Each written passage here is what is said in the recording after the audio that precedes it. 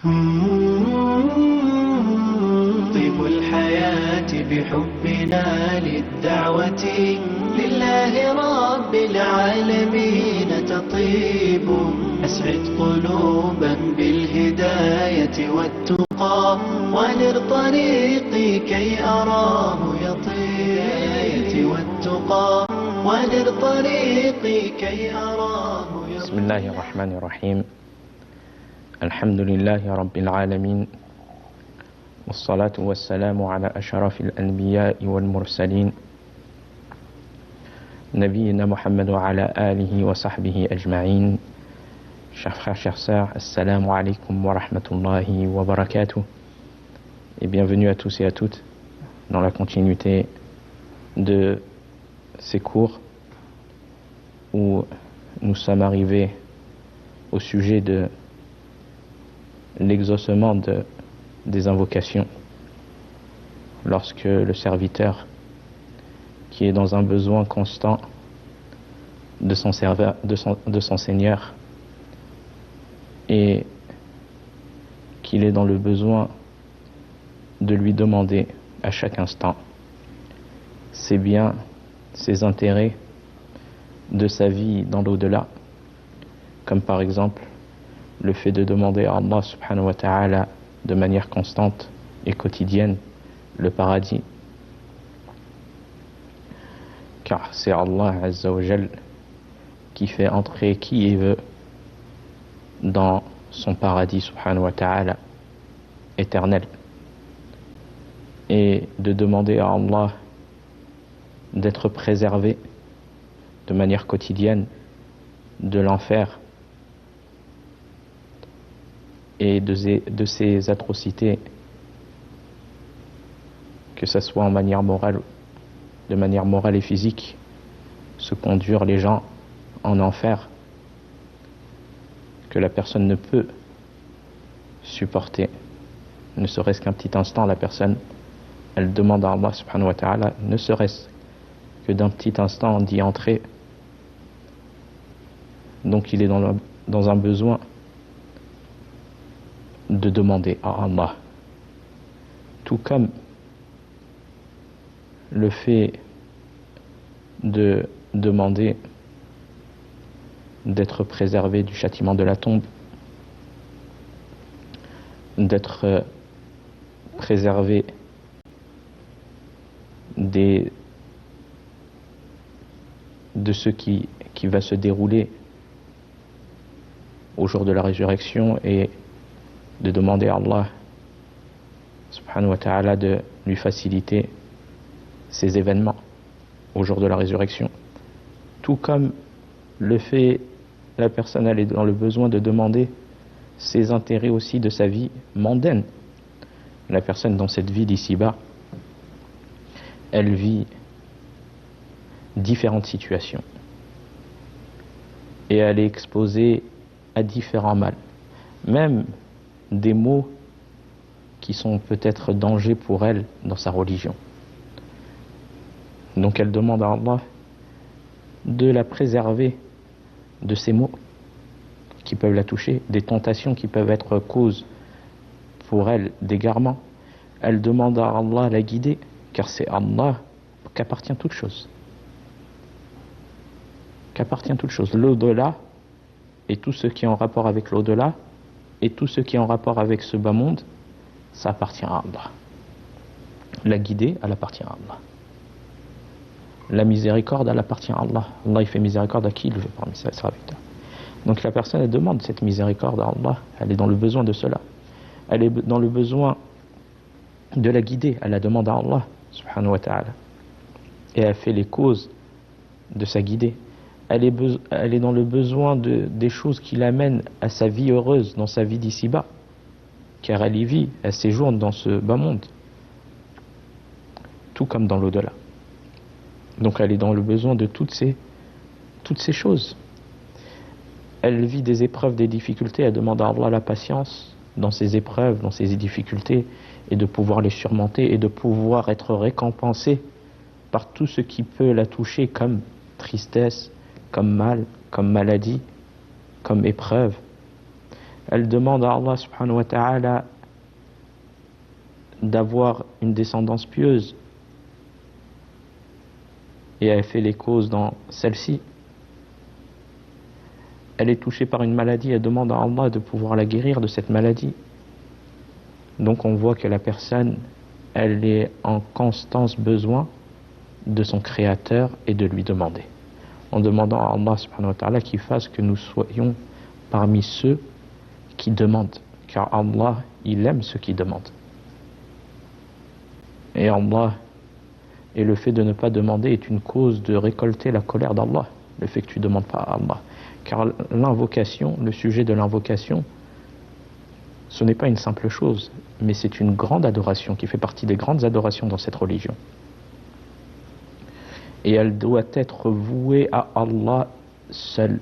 Il ne t'est pas permis d'aller demander à une personne qui est dans sa tombe, morte, qui est incapable de donner la chose que tu demandes. Une personne morte. Et tu lui voues ce qui doit être voué à Allah seul, unique. Comment oser faire cela? Comment oser faire cela? Et le fait d'invoquer autre qu'Allah, de vouer cette adoration qui doit être vouée uniquement à Allah, le fait de le vouer à autre qu'Allah, quelle que soit cette personne,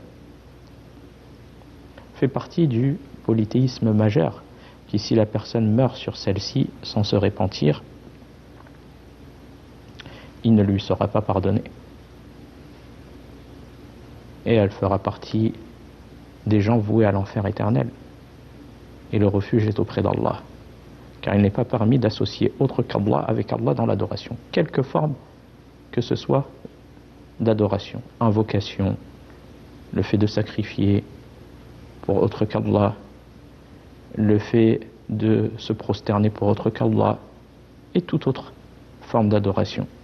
Si elles sont vouées pour autre qu'Allah, eh bien cela fait partie du polythéisme majeur, où la personne n'est pas pardonnée de cela, la personne n'est pas pardonnée de cela si elle meurt sur cela sans se repentir.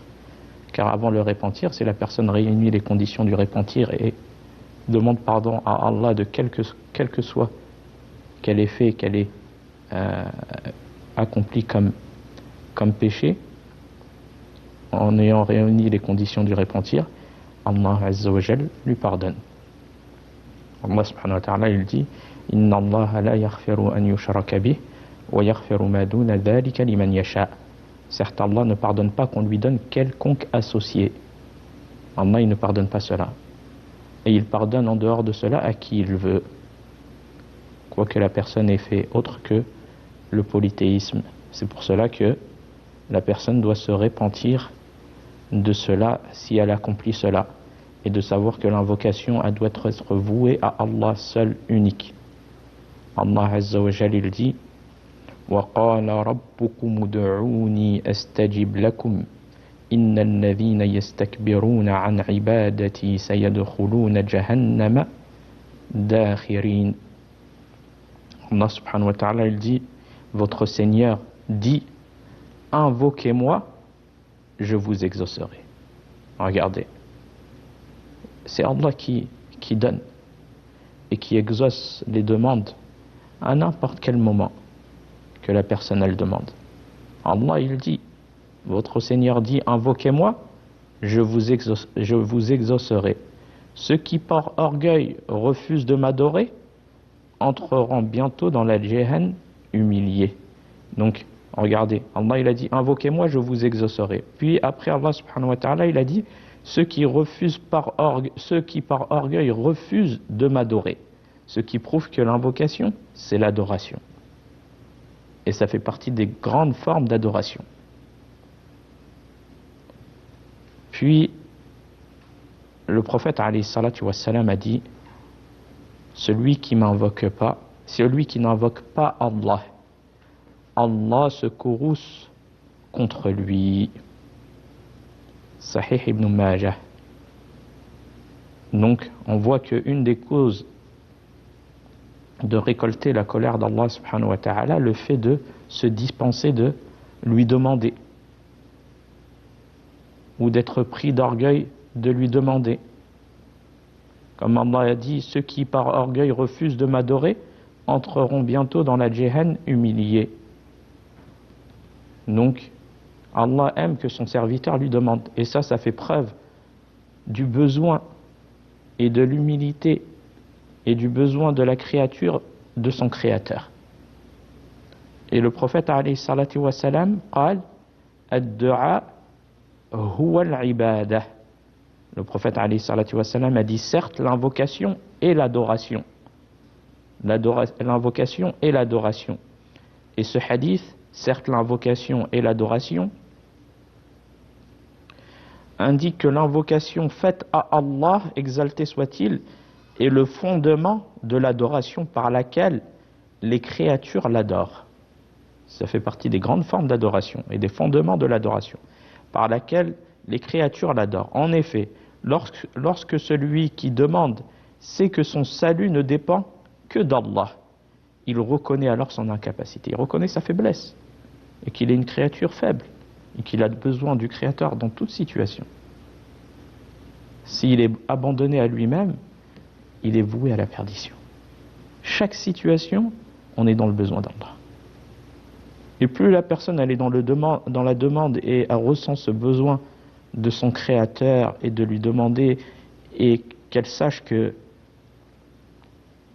Allah subhanahu wa ta'ala, il est miséricordieux envers lui et qui sait ce qu'il y a de bien pour lui, et donc il lui demande afin qu'Allah lui apporte tout ce dont il a besoin.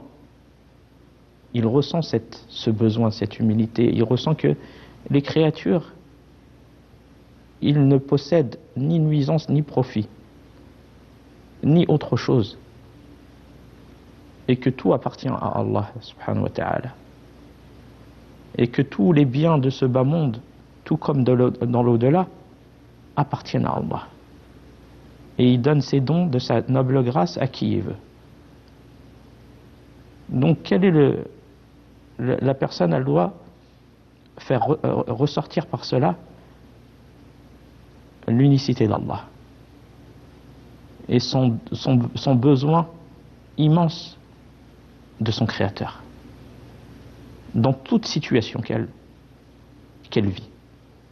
Donc il reconnaît par cela, par son besoin d'Allah, son incapacité, et ne se tourne que vers lui. Adresse à lui seul, regardez, à lui seul son invocation. Tu demandes à Allah seul, unique. Et détourne son cœur de tout autre qu'Allah. Tu vas demander à autre qu'Allah ce que seul Allah est capable de te donner. Une personne qui est dans l'incapacité de te donner.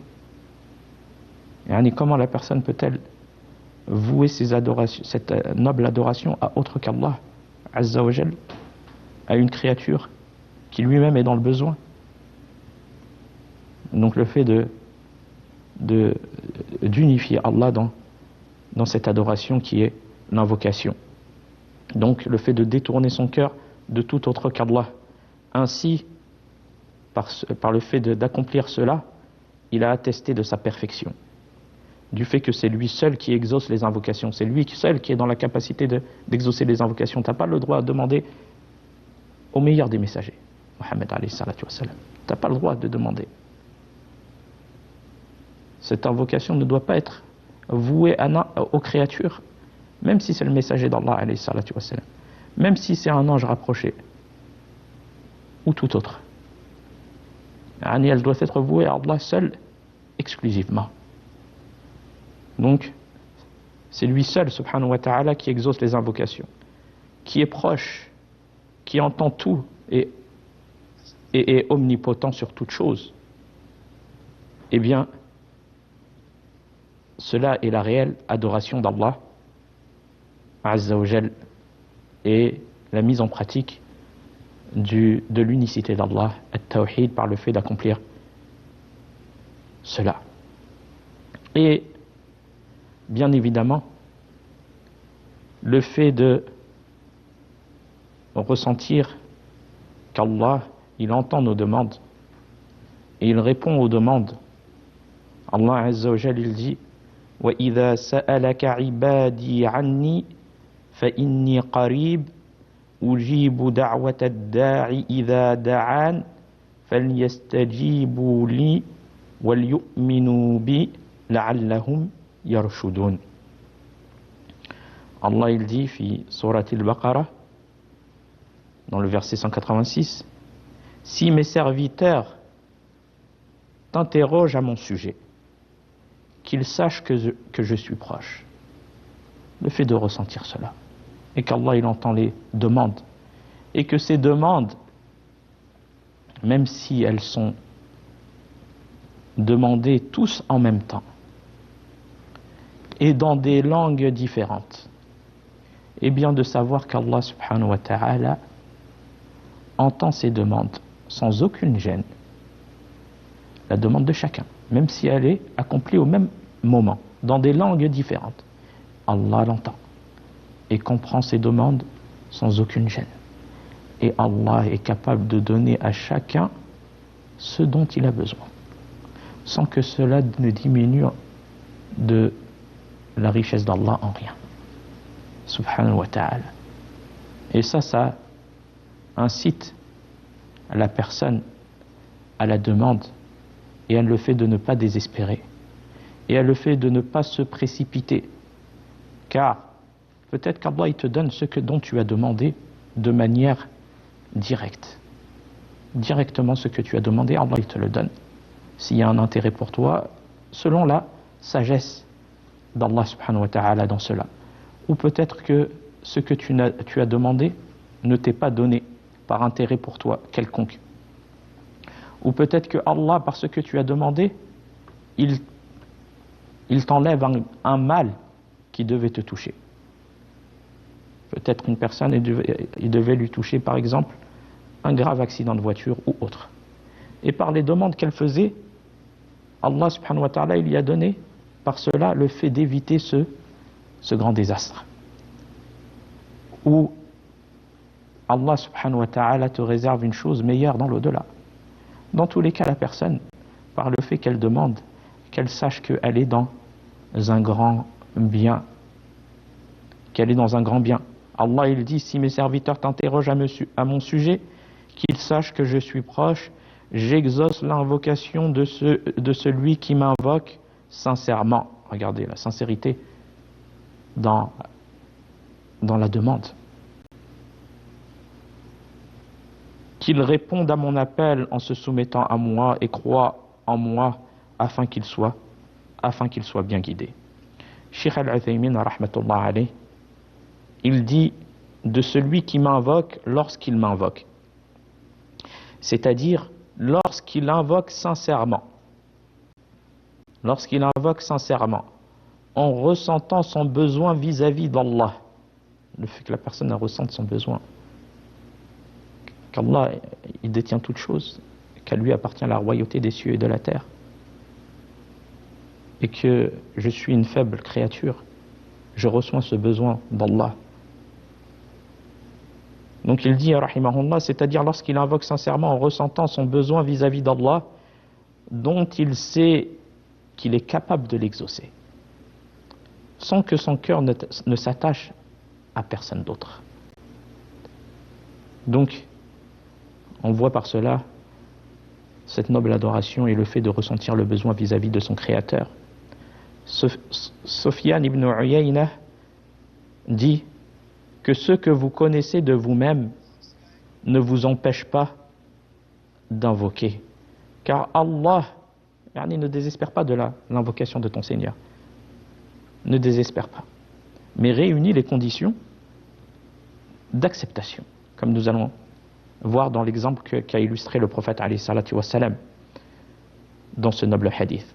Car Allah a répondu à l'invocation de la pire des créatures. Qui est cette pire des créatures? Satan, lorsqu'il demanda un délai à son Seigneur. Et cela a été rapporté par l'imam Al-Qurtubi rahimahullah sur l'interprétation de ce noble verset. Donc on voit par cela le fait de ressentir le besoin dans notre demande à notre Seigneur subhanahu wa ta'ala, et que l'invocation est et l'adoration. Puis le prophète alayhi salatu wa salam, il a illustré dans ce noble hadith ses propos par celui qui consomme l'illicite et invoque Allah. On va voir dans ce hadith comment le prophète alayhi salatu wa salam, il a illustré cet exemple d'une personne qui demande, en ayant réuni les causes d'exaucement de l'invocation, mais il a des obstacles à celle-ci. Donc le prophète sallallahu alayhi wa sallam illustra ses propos par celui qui consomme l'illicite et invoque Allah. Il consomme l'illicite et invoque Allah. C'est pour cela qu'on doit prendre garde à ce qu'on consomme. Donc il consomme l'illicite et invoque Allah subhanahu wa ta'ala alors qu'il est en piéteux état. Il est dans un état qui devrait impliquer l'exaucement de son invocation. Mais il dispose de causes provoquant l'exaucement des invocations. Il a des causes que nous allons citer, provoquant l'exaucement des invocations, mais également d'obstacles à leur acceptation. Et c'est là qu'on doit méditer, afin de réunir les conditions d'acceptation des invocations, car on est tous dans le besoin de demander à Allah, et que nos demandes soient exaucées, et de prendre garde à celles qui soient cause de refus et de non-exaucement. Donc, en ce qui concerne les causes qu'il avait réunies, cette personne, la première, le fait de lever ses mains. Le fait de lever ses mains au moment de l'invocation, au moment où que tu demandes à Allah subhanahu wa ta'ala, et c'est une cause que celle-ci soit exaucée. Yani, tu lèves tes mains vers les cieux. Tu lèves tes mains vers les cieux et tu demandes à Allah subhanahu wa ta'ala ce dont tu as besoin, comme il est venu dans un hadith du prophète alayhi salatu wa salam, عن سلمان رضي الله عنه عن رسول الله صلى الله عليه وسلم قال إن ربكم حي كريم يستحي من عبده إذا رفع يديه إليه أن يردهما صفرا. Salman, qu'Allah l'agrée, relate que le prophète, le messager d'Allah sallallahu alayhi wa sallam, a dit: votre Seigneur est pudique et généreux. Lorsque son serviteur lève ses mains vers lui, il a honte de les laisser vides. Regardez. Et regardez le bienfait de lever tes mains lorsque tu demandes à Allah subhanahu wa ta'ala ce dont tu as besoin. Car ce hadith, il indique qu'il est prescrit de lever les mains pendant l'invocation, et que cet acte est l'une des causes qui en favorise l'exaucement.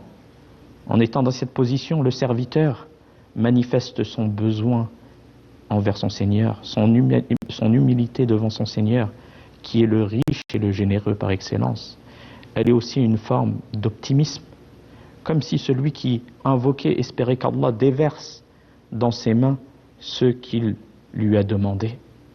En effet, lorsque son serviteur lève ses mains vers lui pour quelque demande, Allah, dans son infinie générosité, a honte de laisser vide sans lui octroyer quelques-unes de ses grâces, car il est le généreux, le noble, en demandant à Allah Azza wa Jal de nous faciliter cette noble adoration et d'exaucer nos invocations. Wa fil khitam hada wallahu a'lam wa sallallahu ala nabiyyina Muhammad wassalamu alaykum wa rahmatullahi wa barakatuh.